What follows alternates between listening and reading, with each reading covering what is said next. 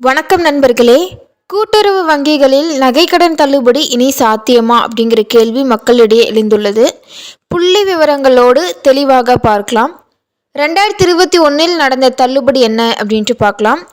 2021 ஆண்டு திராவிட முன்னேற்ற கழகம் அரசு, அதாவது டிஎம்கே அரசு 5 சவரன் வரை உள்ள கூட்டுறவு வங்கி நகைக்கடன்களில் தள்ளுபடி செய்ததாக அறிவித்தது.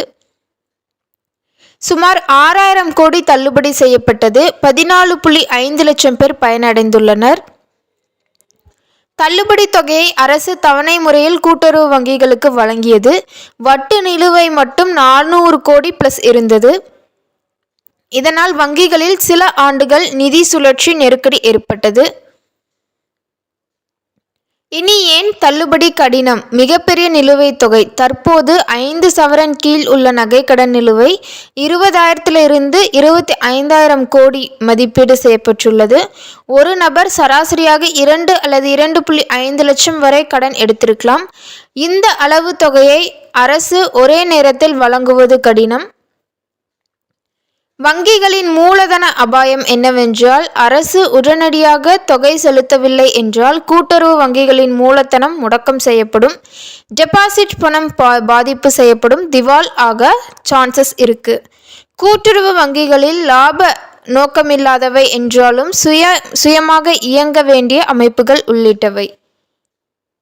முழு கணினிமயமாக்கல். இப்போது ஆதார் இணைப்பு, ரேஷன் கார்டு இணைப்பு, மைய தரவுத்தளம். ஒரே நபர் பல சங்கங்களில் கடன் பெற்று மீண்டும் மீண்டும் தள்ளுபடி பெற முடியாது. முறைகேடு வாய்ப்பு மிகவும் குறைந்தது. அரசியல் வாக்குறுதியா இல்லை பொருளாதார உண்மையா? தேர்தல் காலங்களில் ஆல் இந்தியா அண்ணா திராவிட முன்னேற்ற கழகம் ஏடிஎம்கே அல்லது டிஎம்கே யார் ஆட்சிக்கு வந்தாலும் நகைக்கடன் தள்ளுபடி வாக்குறுதி பேசப்படலாம். ஆனால் 25,000 கோடி அளவுக்கு தள்ளுபடி செய்வது தற்போதைய நிதிநிலையில் கடினம். முழு தள்ளுபடிக்கு பதிலாக குறைந்த வட்டி, மறுசீரமைப்பு, தவணை நீட்டிப்பு இவையே சாத்தியம் அதிகம்.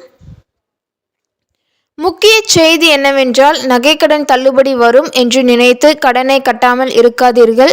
நகை ஏலம் போகும் அபாயம் உள்ளது. வட்டி சுமை அதிகரிக்கும்.